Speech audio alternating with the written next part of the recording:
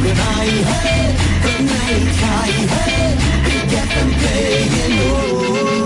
92.7 big FM पर सुनते रहिए गाने जो हिट थे, हिट रहेंगे। 92.7 बिग एफएम। जब हम खाली होते हैं, तन्हा होते हैं, अकेले होते हैं, तब हमें दोस्तों की याद सबसे ज्यादा आती है, दोस्तों की जरूरत सबसे ज्यादा महसूस होती है। अलग अलग लोगों की अलग अलग सोच होती है, अलग अलग तरीके होते हैं दोस्ती करने के। लेकिन अगर मैं आपसे पूछूं कि हमारा सबसे करीबी दोस्त कौन है, तो क्या होगा आपका जवाब? सोचिए और जाग जाते हैं। सुबह के 7 बज चुके हैं। 92.7 बिग एफएम पर आप है सिद्धार्थ के साथ सुन रहे हैं गाने जो हिट थे, हिट रहेंगे। नमस्कार, सत श्री अकाल, आदाब, खुशामदीद, अ वेरी गुड मॉर्निंग। ये सवाल इतना आसान नहीं है कि हमारा सबसे करीबी दोस्त कौन है। मैं ये नहीं कहूंगा कि दोस्ती करने में कंजूसी करें, लेकिन ये जरूर कहूंगा कि दोस्त चुनते समय ख्याल जरूर रखें।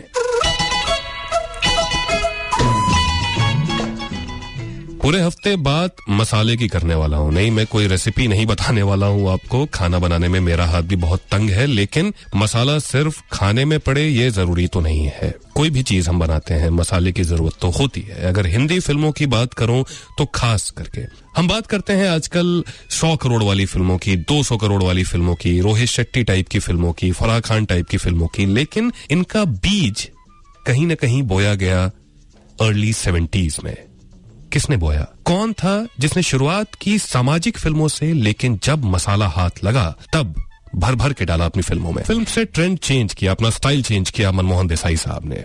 और क्या था उनका मसाला? इंग्रेडिएंट्स क्या थे? क्या डालते थे फिल्मों में कि सारी फिल्में super duper hit, silver jubilee, golden jubilee? सब कुछ जानेंगे आज 8 से 9 बजे के बीच। ये भी टीम कमाल की थी। शंकर जयकिशन साहब, हसन जयपुरी साहब, राजेंद्र कुमार साहब और उनके साथ सायरा बानो जी, आई मिलन की बेला। जितने भी गाने इस टीम ने कंपोज किए, क्या नजाकत, क्या मासूमियत होती थी इन गानों में। 92.7 बिग एफएम पर आप सिद्धार्थ के साथ सुन रहे हैं गाने जो हिट थे, हिट रहेंगे। अ वेरी गुड मॉर्निंग।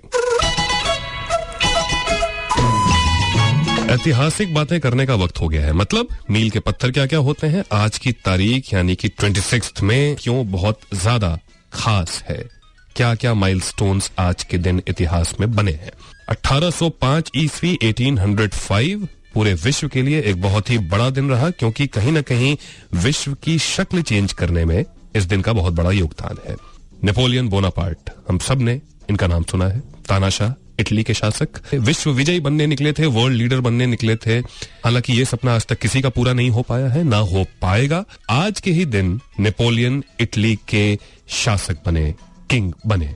1824 ईस्वी में यूनाइटेड स्टेट्स ऑफ अमेरिका ने ब्राजील को एक कंट्री के तौर पर रिकॉग्नाइज किया था। अब अमेरिका क्यों रिकॉग्नाइज करेगा ब्राजील को, ये इस बात से ही जाहिर होता है कि सुपर पावर तो वो बहुत टाइम से है। ब्राजील एक बहुत ही बेहतरीन देश, कॉफी के लिहाज से भी और फुटबॉल के लिहाज से भी। 1739 ईस्वी 1739 अफगानिस्तान को आज के ही दिन इंडियन एम्पायर से, भारत के शासन से अलग कर दिया गया था। एक ट्रीटी साइन हुई थी मुगल शासक मोहम्मद शाह और नादिर शाह के बीच में। 92.7 बिग एफएम पर आप सिद्धार्थ के साथ सुन रहे हैं गाने जो हिट थे, हिट रहेंगे। 7:44 हो चुके हैं। अ वेरी गुड मॉर्निंग। और गजब का मसाला भरा हीरो में सुभाष घई साहब ने। वैसे सुभाष घई साहब की तमाम फिल्मों में मसालों की कोई कमी नहीं होती। मसालेदार फिल्म मेकर्स की जब भी बात होगी तो उनका नाम तो आएगा ही। तो उनकी बात भी करने वाला हूं इस हफ्ते। और जैसा कि मैंने आपको बताया कि इस हफ्ते मैं मसालेदार फिल्म मेकर्स की बात कर रहा हूं, जिनके मसालों ने हमें बहुत ज्यादा एंटरटेन किया। आज भी उन फिल्मों को देखते हैं तो चैनल नहीं चेंज कर पाते टीवी पे। आज सबसे बड़े मसाला किंग की बात होने वाली है, मनमोहन देसाई साहब। जानेंगे कि क्या क्या मसाले इस्तेमाल करते थे और कहां कहां से चुनकर लाते थे मसाला, और किस फिल्म से उनको अपना मसाला मिल गया। ये सारी बातें होने वाली हैं बस अब से थोड़ी देर में। और एक सवाल भी पूछता हूं, थोड़ा सा इंटरेस्टिंग सवाल है। मनमोहन देसाई साहब ने अमिताभ बच्चन और परवीन बाबी जी को लेकर एक फिल्म शुरू की 1978 में, लेकिन किन्हीं वजहों से ये फिल्म बन नहीं पाई। हालांकि उसमें भी बहुत ज्यादा मसाला डालने वाले थे वो। उस नाम से हालांकि आगे चलकर 1991-92 के आसपास एक फिल्म रिलीज हुई। फिल्म का नाम बताइए आप। हालांकि बाद में जो फिल्म आई वो मनमोहन देसाई साहब ने नहीं बनाई थी। 39927 यानी 39927927 पर कॉल करें। 92.7 बिग एफएम पर सुर्खियों में। हम कितने भी बड़े बब्बर या गब्बर शेर ना बन जाएं, आग से लड़ने की ताकत हमें से बहुत कम लोगों में होती है। फायर फाइटर्स जिन्हें कहते हैं, जो अपनी जान की बाजी लगा देते हैं लोगों की जान और माल की सुरक्षा के लिए आग से लड़ने में। ऐसे ही एक महान fire fighter, chief fire officer Mumbai के सुनील नेसरीकर साहब हमारे बीच नहीं रहे और कल बाइकला फायर स्टेशन में पूरे गार्ड ऑफ ऑनर के साथ, सम्मान के साथ उनका अंतिम संस्कार किया गया। नेसरीकर साहब जो गोकुल निवास कालबा देवी में आग लगी थी उसमें लोगों की जान माल की रक्षा कर रहे थे अपनी पूरी टीम के साथ।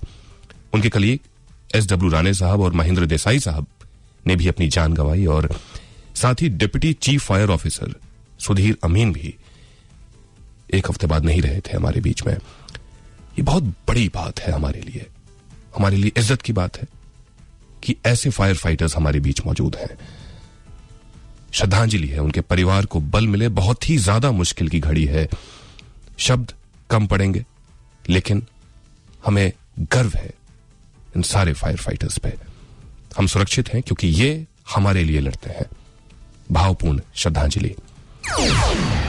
और ऑटो वालों को चैन नहीं है क्योंकि 1 रुपए से भाड़े की बढ़ोतरी होने वाली है 1 जून से, लेकिन क्योंकि सरकार ने यह कहा है कि हाकिम कमेटी को अब खारिज कर दिया गया है, बर्खास्त कर दिया गया है और एक नई टीम बनाई जाएगी, नई कमेटी बनाई जाएगी, तो इसके खिलाफत में 17 जून को पूरे महाराष्ट्र के ऑटो रिक्शा ड्राइवर स्ट्राइक पर जाने वाले हैं। अब हमारे ट्रांसपोर्ट मिनिस्टर साहब, जो कि बहुत सख्त हैं, दिवाकर रावते साहब, क्या निर्णय लेते हैं इस बारे में ये देखना बाकी है। परेशानी हमारे सिर्फ जेब पर नहीं है। अगर ऑटो वालों की स्ट्राइक होती है तब क्या क्या परेशानी हो सकती है, जरा सोचिए। और मुझे ये समझ नहीं आता कि क्या हमने कभी देखा है कि हमारे ग्रेजुएशन या पोस्ट ग्रेजुएशन के रिजल्ट्स जो हैं वो टीवी पर अनाउंस होते हैं। जब ऐसा नहीं होता तो CBSE जब अपने 12वीं या 10वीं के रिजल्ट्स अनाउंस करती है तब वो नेशनल टीवी का हिस्सा क्यों बन जाती है या अखबारों की सुर्खियों में क्यों आती है? भाई रिजल्ट आया है, वेबसाइट पर जाके अपना अपना रिजल्ट देखें, खुशी की बात है, मिठाई बांटें। अगर बहुत अच्छा रिजल्ट नहीं हुआ है तो आगे की सोचें। तो आज CBSE के 10वीं के रिजल्ट निकलने वाले हैं 12 बजे के आसपास कुछ, और साथ ही महाराष्ट्र बोर्ड के 12वीं के नतीजे भी आज आने वाले हैं। 13 लाख स्टूडेंट्स दोनों में शामिल हुए हैं।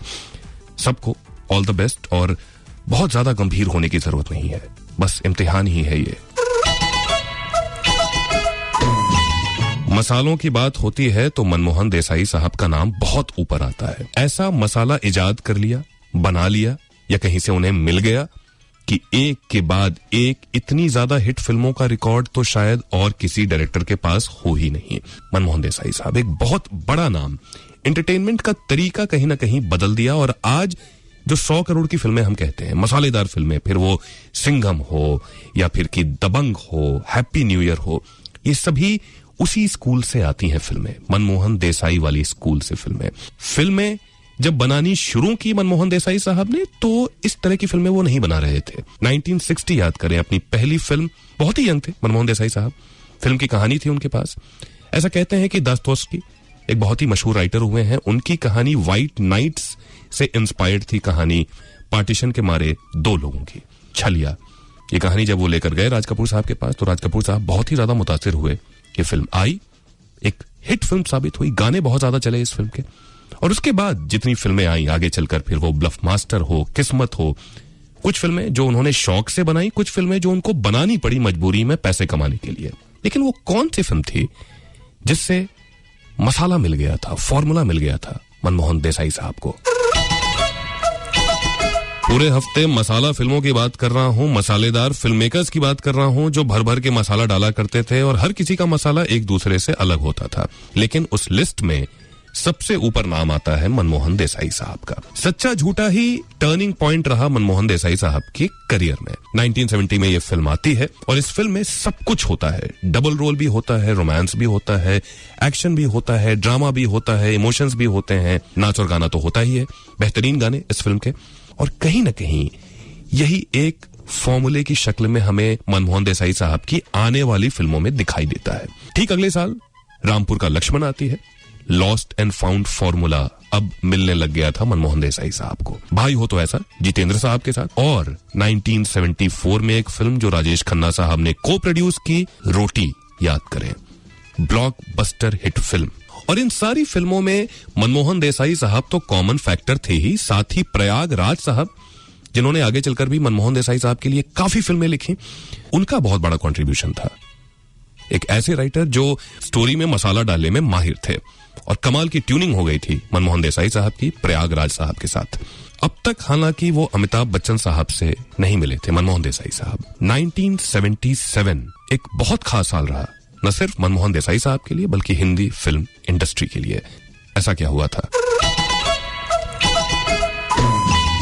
फिल्मों में मसाले की बात और मसालेदार फिल्म मेकर्स की बात, मनमोहन देसाई साहब का नाम मसाला किंग या मसाला डायरेक्टर्स के लिस्ट में सबसे ऊपर आता है। एक तिलिस्म हुआ करता था उनकी फिल्में कि बहुत ही इलॉजिकल बातें बहुत ही लॉजिक के साथ कि हमें उन पर यकीन करने पर मजबूर कर दिया करती थी उनकी फिल्में। 1977 एक बहुत ही ज्यादा खास साल रहा, न सिर्फ मनमोहन देसाई साहब के लिए बल्कि हिंदी फिल्म इतिहास के लिए भी। एक director simultaneously back to back 4 फिल्में कैसे डायरेक्ट कर सकता है? धर्मवीर की शूटिंग चल रही थी, चाचा भतीजा की शूटिंग चल रही थी, परवरिश की शूटिंग चल रही थी और अमर अकबर एंथनी की शूटिंग चल रही थी। ये चारों फिल्में 1977 में ही रिलीज होती हैं और चारों ब्लॉकबस्टर हिट फिल्में होती हैं। अमिताभ बच्चन साहब ने एक इंटरव्यू में बताया था, हेरा फेरी की जब शूटिंग चल रही थी प्रकाश मेहरा साहब के साथ, तब उसके रशेस देखे थे मनमोहन देसाई साहब ने।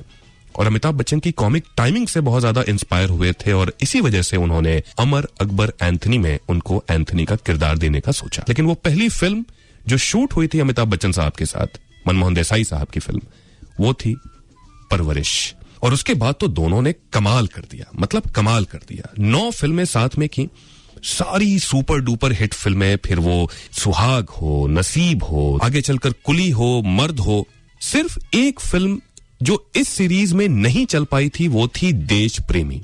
हालांकि आगे चलकर देखें तो 1988-89 के आसपास इस कॉम्बिनेशन का जादू भी थोड़ा सा फीका पड़ा, क्योंकि शायद अब वो फॉर्मूला काम नहीं कर रहा था। गंगा जमुना सरस्वती और तूफान की बात कर रहा हूं। और एक सवाल मैंने आपसे पूछा था कि अमिताभ बच्चन साहब के साथ एक फिल्म उन्होंने शुरू तो की, परवीन भाभी जी भी थी, लेकिन वो फिल्म कंप्लीट नहीं हो पाई। सही जवाब खुदा गवाह, जो आगे चलकर मुकुल आनंद साहब ने बनाई, सेम नाम से फिल्म, हालांकि स्टोरी काफी अलग थी। और सबसे पहले सही जवाब दिया है गुणवंत मेहता जी ने, कांदिवली ईस्ट से। तो जो तड़का लगाया करते थे मनमोहन देसाई साहब, हम सब पर उनका जादू चल जाया करता था, आज भी चल जाता है। और आज ट्यूसडे है, आज लगता है बॉलीवुड में बिग तड़का। और बिग तड़का आज का क्या है ये बताने के लिए हमारे साथ आ चुके हैं Bhavna Somaiya ji. Bhavna ji, a very good morning. Good morning Siddharth. इस हफ्ते तड़का लगा है ऑडियंस को, क्योंकि पहले सबने एंजॉय किया पिकू को और पिकू ने 100 क्रोर्स बना दिए, और अब सब एंजॉय कर रहे हैं तनु वेड्स मनु रिटर्न्स।